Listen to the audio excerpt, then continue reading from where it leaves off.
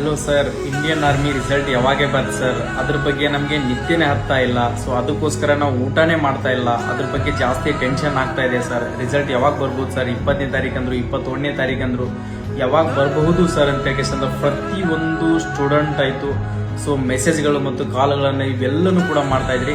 So ನನ್ನ request ನಾನೇ ನಿಮ್ಗೆ ಹೇಳ್ತಾ ಇದ್ದೀನಿ, ಯಾವುದು ಟೆನ್ಷನ್ ತಗೊಳ್ಳಾರ್ದೇನೆ ಇವತ್ತಿನಿಂದ ಚೆನ್ನಾಗಿ ಫಿಸಿಕಲ್ ಅನ್ನ ಪ್ರಾಕ್ಟೀಸ್ ಮಾಡ್ಕೊಳ್ಳಿ. ನಿಮ್ಮ ರಿಸಲ್ಟ್ ಯಾವಾಗಾದ್ರೂ ಬಿಡ್ಲಿ, ಇವತ್ತಲ್ಲ ನೀವು. ಯಾಕಂದ್ರೆ ರಾಯಚೂರಲ್ಲಿ 8ನೇ ತಾರೀಕು ಫಿಕ್ಸ್ ಮಾಡಿದಾರೆ ಸರ್. ನಾವು ರಿಸಲ್ಟ್ ಅನ್ನ ನೋಡ್ಕೊಂಡ್ಬಿಟ್ಟು ಫಿಸಿಕಲ್ ರೆಡಿ ಆಗ್ಬೇಕಂತ ಅನ್ಕೊಂಡಿದ್ವಿ. ಅದ್ರ ಬಗ್ಗೆ ತಲೆ ಕೆಡಿಸ್ಕೊಳ್ಬೇಡ. ನಿನ್ನ ಫಿಸಿಕಲ್ ನಿನ್ ಹೆಲ್ತಿಗೋಸ್ಕರ ಆದ್ರೂ ಯೂಸ್ ಆಗುತ್ತಾ. ಇವತ್ತರಿಂದನೇ ಚೆನ್ನಾಗಿ ನೀನು ಹಾರ್ಡ್ ವರ್ಕ್ ಮಾಡು. ಫಿಸಿಕಲ್ ನಿನಗೆ 10 ದಿನದಲ್ಲಿ ಡೇಟ್ ಬಿಟ್ಟರು ಕೂಡ ನೀನು ಫಿಸಿಕಲ್ ಹೊಡಿತೀನಿ ಅನ್ನೋ ಕಾನ್ಫಿಡೆಂಟ್ 100 ಮಾರ್ಕ್ಸ್ ಅನ್ನ ತಗೊಳ್ತೀನಿ ಅಂತ ಹೇಳಿ ಇವತ್ತರಿಂದನೇ ತಯಾರಾಗು. ಓಕೆ, ನಿಮ್ಮ ರಿಸಲ್ಟ್ ಬಂದ ತಕ್ಷಣನೇ ಅದ್ರದ್ದು ಏನೋ ಇನ್ಫಾರ್ಮೇಶನ್ ಆಯ್ತು, ರಿಸಲ್ಟ್ ನಿಮ್ಗೆ ಲಿಸ್ಟ್ ಏನೋ ಒಂದು ಅಪ್ಡೇಟ್ ಬಂತಂದ್ರೂ ಕೂಡ ನಾನು ಇಂಡಿಯನ್ ಆರ್ಮಿ ವೆಬ್ಸೈಟ್ ನಲ್ಲೇ ಮಾತ್ರ ಅಪ್ಡೇಟ್ ಬರ್ತದೆ. ಯಾವುದೇ ತರಹಂತ ಹೊರಗಿನ ನ್ಯೂಸ್ ಅನ್ನ ಯಾರು ಕೂಡ ನಂಬಕ್ ಹೋಗ್ಬೇಡ್ರಿ. ಬಂದ ತಕ್ಷಣ ಅದ್ರ ಬಗ್ಗೆ ನಾನು ಎನಿ ಟೈಮ್ ರಾತ್ರಿ 2 ಗಂಟೆ ಆದ್ರೂ ಕೂಡ ನಾನು ಅದ್ರ ಬಗ್ಗೆ ಅಪ್ಡೇಟ್ ಅನ್ನ ಕೊಡ್ತೀನಿ.